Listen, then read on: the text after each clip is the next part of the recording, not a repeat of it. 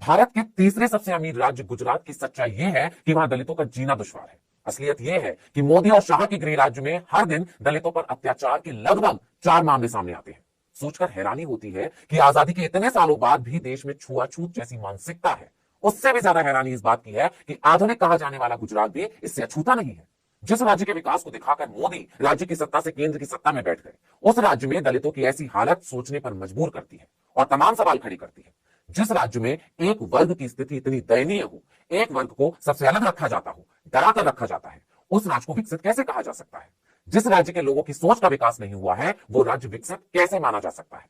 दरअसल ये सब सवाल इसलिए उठ रहे हैं क्योंकि विकसित राज्य माने जाने वाले गुजरात से दिल झकझोर देने वाली खबर सामने आई। एक दलित युवक को इसलिए पीटा गया क्योंकि वो अपनी मेहनत की कमाई मांग रहा था, अपना मेहनताना मांग रहा था जो उसका हक है।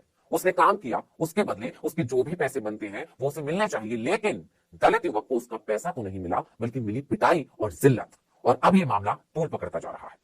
इस दिल दहला देने वाली खबर ने गुजरात में दलितों की स्थिति, उनके साथ हो रहे अत्याचार की तस्वीर सामने ला दी। तमाम रिपोर्ट भी गुजरात में दलितों की दुर्दशा की पोल खोल चुकी है, जिस पर आगे बात भी करेंगे। उससे पहले रोंगटे खड़े कर देने वाले इस मामले को जान लीजिए। तो ये मामला है गुजरात के मोरबी जिले का, जहां एक कारखाने में काम करने वाला युवक अपना बकाया वेतन मांगने गया तो कारखाना प्रबंधक और कर्मचारियों ने उसकी पिटाई की। कारखाने की मालकिन का मन इससे भी नहीं भरा तो विभूति पटेल ने बेचारे दलित को सैंडल चटाकर माफी मांगने पर मजबूर किया। घटना का वीडियो अब सोशल मीडिया पर वायरल हो रहा है। इसके बाद से गुजरात की डबल इंजन सरकार की धज्जियां उड़ रही हैं। उसके विकास के बड़े बड़े दावों की पोल खुल रही है।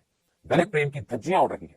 हालांकि पीड़ित नीलेश ने इस मामले की शिकायत पुलिस से की। इसके बाद रानीबा, उसके भाई व 6 अन्य के खिलाफ अत्याचार निवारण कानून के तहत मामला दर्ज हो गया है।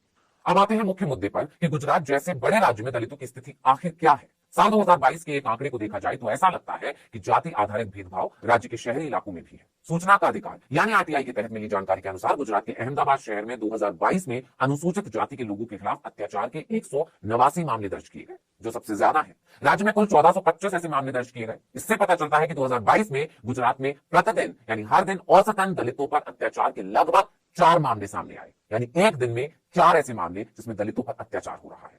अब गुजरात के बड़े शहरों का भी हाल आपको बता देते हैं। तो 2022 में सामने आए आंकड़ों के मुताबिक अहमदाबाद शहर में 189 मामले दर्ज हुए, जिनमें से 6 जान लेने के, 10 गंभीर चोट के, 28 दुष्कर्म के और 145 दूसरे अपराध के थे। वहीं अहमदाबाद शहर में दलित पीड़ितों से जुड़ी जान लेने और दुष्कर्म के सबसे ज्यादा मामले दर्ज किए गए। अहमदाबाद जिले में ही अनुसूचित जाति के लोगों के खिलाफ अपराध के 70 मामले दर्ज किए गए, जिनमें 2 जान लेने के और गंभीर चोट और दुष्कर्म के 7 मामले शामिल थे। वहीं अब बात करें उत्तरी गुजरात की, तो बनासकांठा में 2022 में दलित उत्पीड़न के 70 मामले दर्ज किए गए, जो इस क्षेत्र में सबसे ज्यादा है। यानी मोदी और अमित शाह के गृह राज्य में दलितों को कुचला जा रहा है, उनके ऊपर अत्याचार हो रहे हैं, मामले भी दर्ज हो रहे हैं, बावजूद इसके मामलों में बढ़ोतरी हो रही है।